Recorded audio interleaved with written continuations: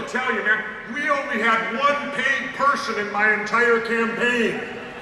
And that was the campaign manager, because he left his private sector job to do it full time after the primary. My campaign was completely volunteer, and you know how much money that I actually raised to become governor of Minnesota? $300,000. Now, the Democrats and Republicans, they spent nearly $10 million. Now do you realize why I'm not popular with them? Number one, because I can beat them. So it can be done. Don't ever allow anyone to tell you that it can't be done. It can be done.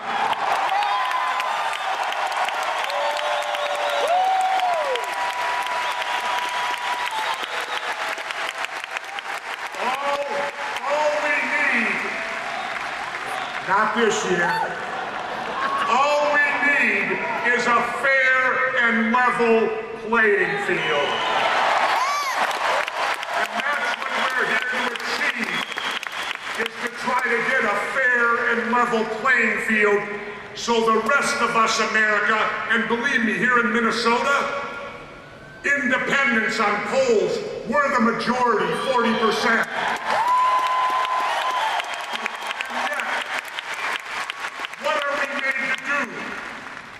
We're made to pick the lesser of two evils.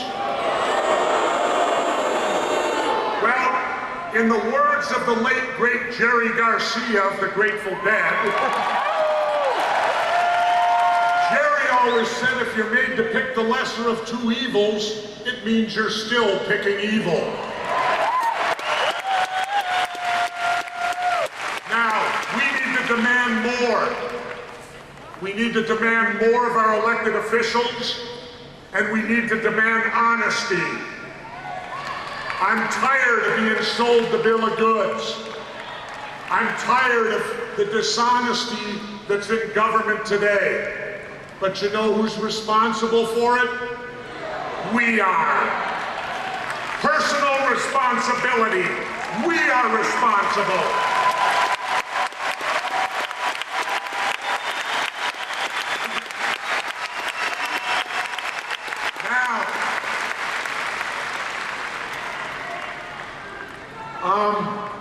I've been living in Mexico for half the year. You know, I live with those brown-skinned people that we're so scared of that we're going to build walls and barbed wire fences and all of this stuff, and we're going to turn my country into East Berlin. Because we feared these brown-skinned people who managed to come up here, looking for economic advantage, looking to help their families the same way you want to help yours. And to me, when I look at the United States being turned into East Berlin, it is not the country that I served when I was in the military. And let me say this for a moment. For those that doubt whether I have the right to say what I say, my father was a World War II veteran.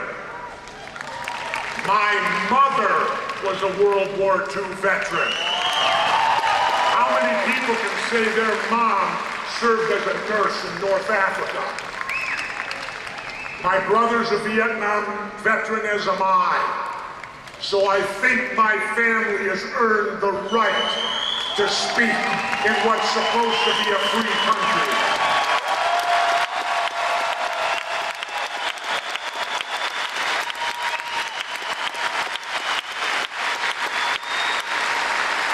It is time for us to take our country back and to make these elected people start looking at that document called the Constitution.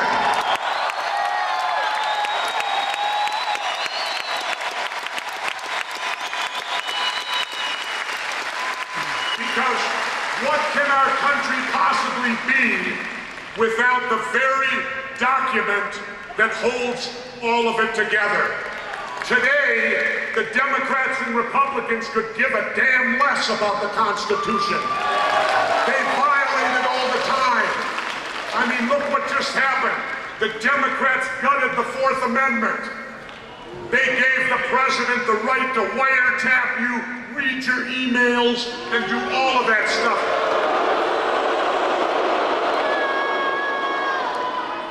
It's called illegal search and seizure. Just as the First Amendment gives us the right to free speech. Well, let's remember this. It isn't popular speech that must be protected. Popular speech doesn't need protection. It is unpopular speech that you protect.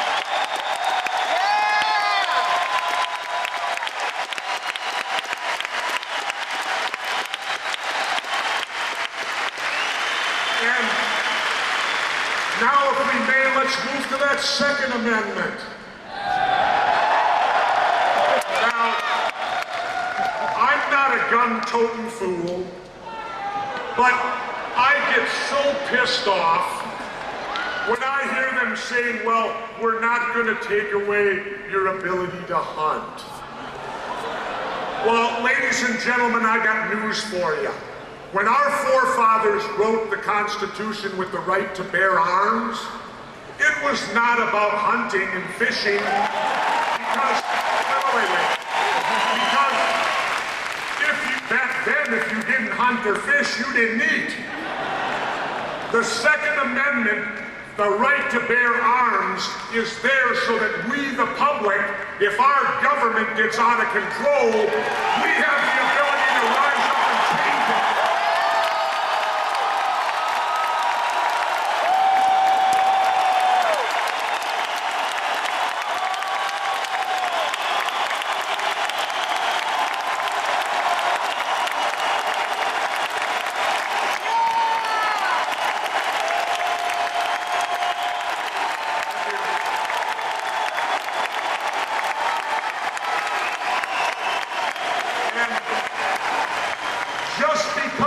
Believe in that amendment does not make us fools. It does not make us gun-crazy people. There's a reason they put that in there. And as I said, the reason is so we have the ability. Now, many people have said to me, well, wait a minute. How could we, the citizens, ever stand up to the U.S. government and their entire military might? Well, wait a minute. I got the answer. We threw everything we had at Vietnam, and they were nothing but a bunch of farmers with a few AK-47s, and they withstood it all.